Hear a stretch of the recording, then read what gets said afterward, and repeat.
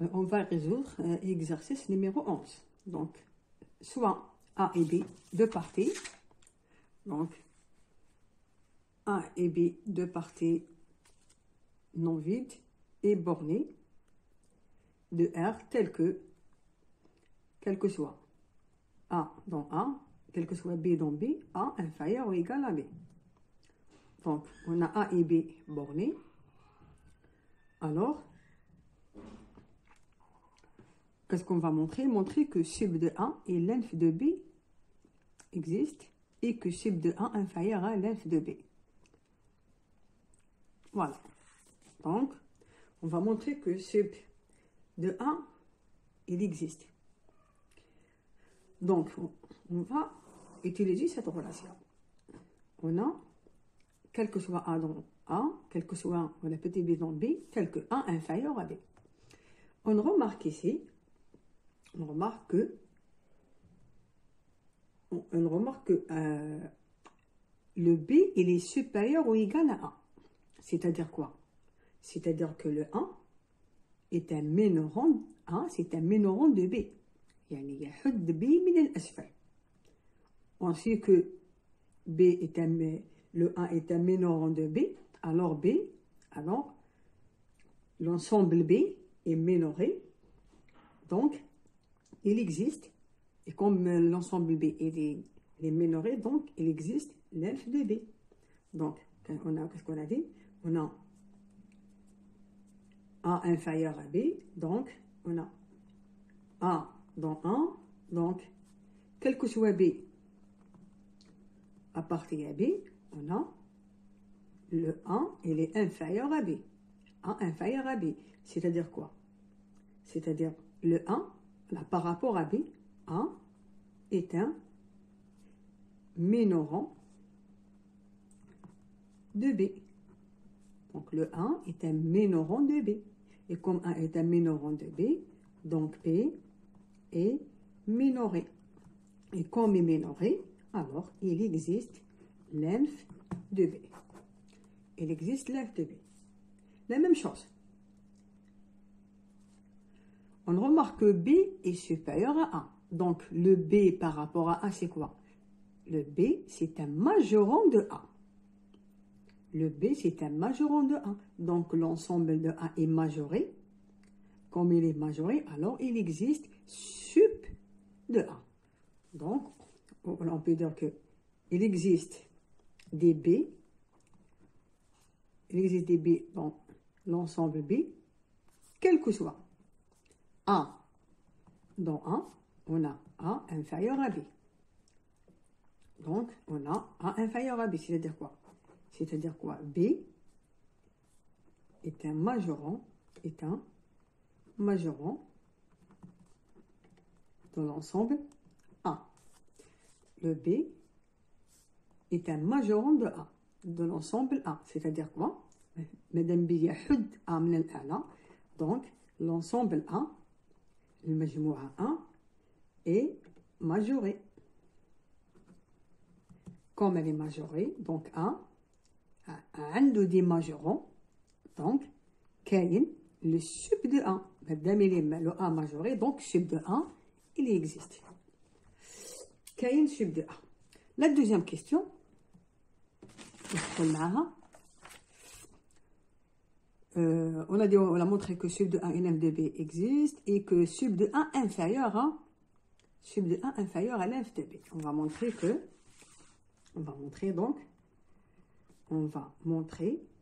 que sub de A inférieur à sub de B. Voilà. On a dit que B est un majorant de A. Donc, comme B est un majorant de l'ensemble A, le B c'est un majorant de A. Donc, on a dit que A est majoré. Et comme A est majoré, alors il existe sub de A. On sait que par définition, le sub de A, donc il existe un sub de A tel que, c'est quoi le sub de A? Donc le sub de A est le plus petit des majorants. C'est-à-dire quoi? Le sub de A, c'est un majorant de A. Et on a dit que le B est un majorant de A. Mais par définition, le sub de A est le plus petit des majorants. Donc, implique quoi? Implique que le A inférieur à sub de A est inférieur ou égal à sub de A et inférieur à B. D'accord? Donc, sub de A, c'est un majorant et par définition est le plus petit des majorants de l'ensemble A. Donc, forcément, sub de A يكون هو الصغير ومن بعد يجي B supérieur à A. La même chose. واش عندنا؟ On a dit que voilà, toujours d'après la première question, donc voilà l'autre part, on a le B, on a dit que B est minoré. D'après la première question, le B est minoré, donc il existe l'elfe de B. Le B est minoré, alors il existe l'elfe de B. D'après la définition de la borne inférieure, le l'elfe de B est le plus grand de minorants de l'ensemble B. Donc l'elfe de B est le plus grand de minorants de l'ensemble B. Donc, d'après la première question, le 1 est un minorant de B. Le l'elfe, c'est un minorant de B, mais le l'elfe, c'est le plus grand des minorants. C'est-à-dire quoi? C'est-à-dire que le l'elfe de B supérieur à A est inférieur à ou égal à B. Donc le l'elfe de B, c'est un minorant, A minorant de l'ensemble B, mais le l'elfe de B, c'est le plus grand de minorants. Donc forcément, il هو كبير على A, inférieur à B. Donc, on a implique quoi ça? D'après les deux. On a les deux équations. Le 1 inférieur à sub de A. Et vous n'oubliez pas que dans les deux cas, le A est toujours inférieur à B. Sub de 1, c'est le plus petit des majorants. Donc forcément, il يكون هو أكبر على A. D'accord? Et en même temps, on a le l'elfe de B. C'est le plus grand des minorants. هو أكبر minorant. هذا c'est un minorant de B. هذا c'est un minorant de B. Mais le l'elfe, c'est donc le l'elfe de B, on voit le plus petit de B. Le plus grand, pardon, de minorant de l'ensemble B. Donc forcément, on a sub de A راح يكون inférieur à l'elfe de B. Inférieur ou égal à l'elfe de B. Et comme ça, on a A, le A toujours inférieur à B. Voilà. A toujours inférieur à B. Et en même temps, sub de A supérieur à A. Et le l'elfe de B inférieur à B. Donc حتما راح تكون l'elfe de A أقل من l'elfe de B باش يتحققوا لي هاد العلاقتين في زوج. Donc l'elfe de A, pardon, sub de A inférieur ou égal à l'elfe de B. D'accord? Voilà. La deuxième question. Maintenant, la deuxième question, montrer que l'équivalence suivante est vraie. بين إنه هذا التكافؤ صحيح. Donc, pour montrer l'équivalence, on va montrer les deux implications. يعني نبرهن الاستلزامين من كل اتجاه. يعني on pose que sub de A égale à l'elfe de B implique, voilà cette partie, quel que soit epsilon positif, etc. Et après, je montre le sens inverse. On commence par, on met que le epsilon positif et x dans 1, alors on doit montrer que sub de 1 égale ln de f, ln de b. Pardon. Donc, on va montrer d'abord, pour montrer donc l'équivalence, on doit montrer d'abord la première implication. Maintenant, on pose que sub de A égale ln de B et on va montrer que quel que soit epsilon positif, il existe x dans 1 tel que, et il existe y dans B, x moins y inférieur à epsilon. Donc, هذه c'est une donnée معطيات وهذا هو المطلوب. D'accord? Bon. Le x, on va montrer que quand x appartient à 1 et y dans 1, alors la valeur absolue de x moins y inférieure à epsilon.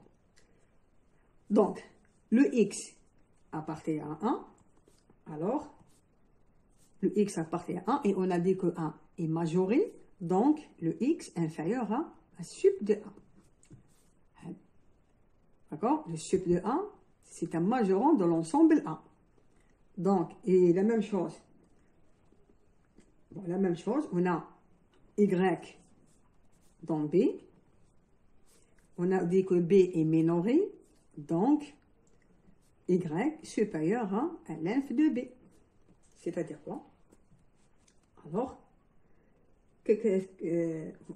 vous n'oubliez pas que d'après la première question, dans la première question, on a dit que quand x appartient à 1 et y appartient à B, alors x inférieur à B. D'accord? Donc, on a x ici. Qu'est-ce que je vais faire? D'après la première question, on a x inférieur à y. Maintenant, madame x inférieur à y.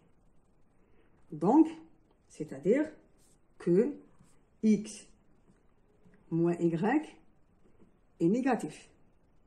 D'accord? Et comme x moins y est négatif, alors, si on cherche à calculer, et c'est la valeur absolue de x, on a la valeur absolue de x moins y. Comme x moins y est négatif, donc القيمة المطلقة تاعها راح تكون بالسالب moins x في y, c'est-à-dire y moins x. Donc je note par y. D'accord? Donc, qu'est-ce que je vais faire? Ici, voilà, je vais utiliser la borne caractéristique. La caractérisation de la borne inférieure et supérieure. On commence par la borne supérieure. La borne supérieure, on a, quel que soit epsilon positif, il existe x dans 1 tel que x, donc inférieur à sub de 1 et supérieur strictement à sub de 1 moins epsilon sur 2. Ça, c'est pour la borne supérieure. Et pour la borne inférieure,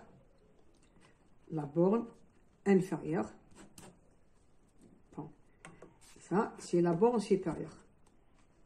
La borne inférieure, quel que soit epsilon positif, il existe y dans B. On a, comme y appartient à B, on a le y supérieur à l'inf de B. Voir le cours. L'inf de B est inférieur à strictement l'inf de B plus epsilon sur 2. C'est la borne inférieure. La caractérisation de la borne inférieure. الميزة الخاصية نتاع la borne inférieure هي أنه كل عدد إذا كان العدد تاعي ينتمي إلى B, alors il existe un epsilon qui vérifie cette relation. Donc je vais utiliser les deux relations. Je vais utiliser on a cette partie et on a cette partie.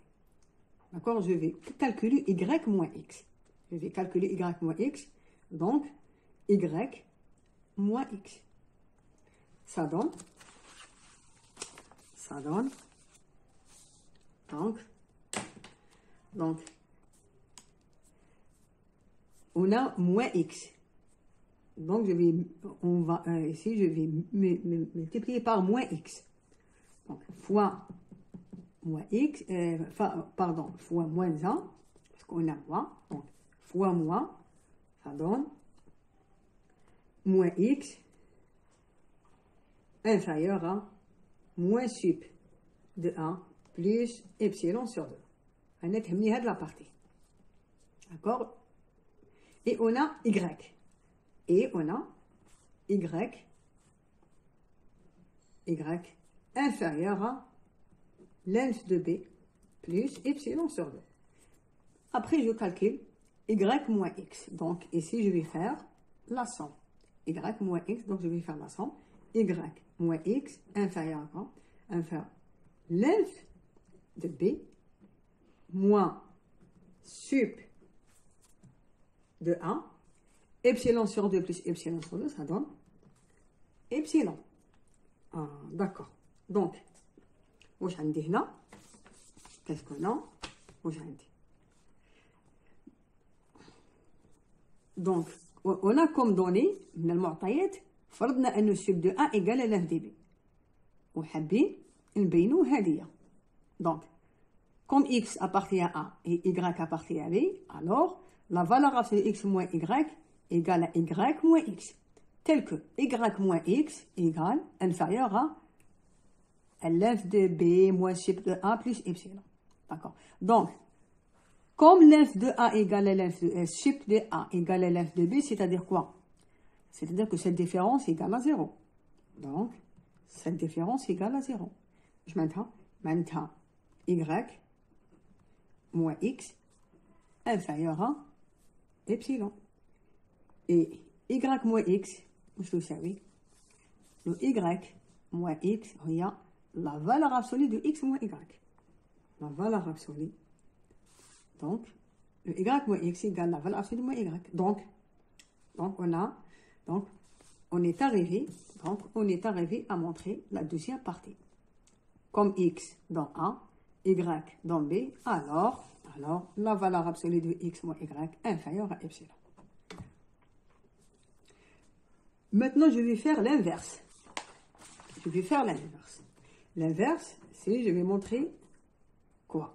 On pose que il existe, quel que soit, epsilon positif, il existe x dans A, il existe y dans B, tel que la valeur absolue de x, la valeur absolue de x moins y inférieure à epsilon, alors je vais montrer que sup de A égale length de B. D'accord? Donc, هادو هما لي دوني تاوعي المعطيات تاوعي هذا هو المطلوب c'est l'égalité. D'accord? Donc, qu'est-ce que je vais faire? On a dit toujours comme x, comme بما أن x dans 1, alors on a montré la première question que 1 est majoré. Donc, les x inférieur est égal à sub de 1. Donc, et si je multiplie par moins x, t'as moins x supérieur ou égal à moins sup de 1. Et comme y appartient à B, madame y est terminé. B c'est un major, c'est un minoré, donc les y, je vais akbar min length de B. Donc, moi je peux écrire y supérieur à length de B. واش ندير نحسب x moins y. D'après la première question, on a dit toujours, d'après les données x inférieur ou égal à y. Donc, x moins y négatif. Donc, je maintiens que la valeur absolue de moins x égale y moins x. Qu'est-ce que je vais faire? Je vais calculer y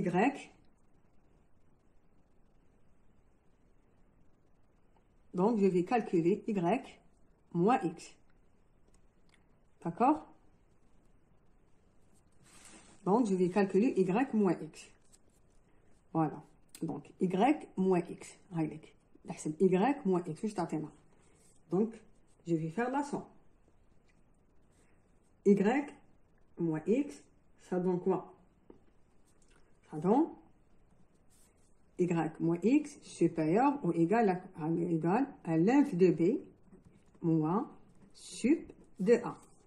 Y moins x supérieur, donc supérieur à l'inf de b moins sup de a. D'accord? Donc, je peux écrire quoi? Et je peux écrire quoi? Je peux écrire l'inf de b moins l'inf de b moins sup de a. Elle est inférieure à la valeur absolue de x moins y. D'accord? Donc, d'après les données, d'après la première question. Donc, هذه كبيرة على هذه كبيرة على هذه. Donc, وهذه هي y moins x. D'après la première question, on a montré que sup de a est inférieur à l'inf de b. Sup de a inférieur à l'inf de b. Maintenant, l'inf de b moins sup de a supérieur à 0. Maintenant, l'inf de b ناقص sup de a موجب. Donc, supérieur égal à 0. D'accord? Donc, c'est d'après la première question. Ça. Donc, on remarque que l'inf de b moins sup de a positif est inférieur à la valeur absolue de x moins égal. D'après la première question de l'exercice numéro 3. Dans l'exercice numéro 3, on a montré que, l'exercice numéro 3, on a montré que c'est x compris entre 0 et 1 epsilon positif. D'accord, c'est le katana. Si je pose ça comme, on pose ça comme par grand X, comme un grand X, le grand X ici, il est supérieur ou égal à 0, positif, et inférieur à une valeur absolue qui est positive. X compris entre le X, X d'après la question numéro 1, la question 1, il y a x supérieur à 0 et inférieur à un epsilon positif. Donc, implique quoi? Implique que grand X égale à 0. Donc, avec le grand X égale à 0. Maintenant, grand X égale à 0. Maintenant, l'inf de B égale sup de 1. Bon, maintenant, l'inf de B moins sup de 1 égale à 0. C'est-à-dire, l'inf de B égale sup de 1. Donc, برهنا انطلقنا من هنايا فرضنا هذا هذيك فرضناها ولقينا sup de 1 égale à l'inf de B. Donc, on est arrivé à montrer les deux implications. D'accord? Voilà.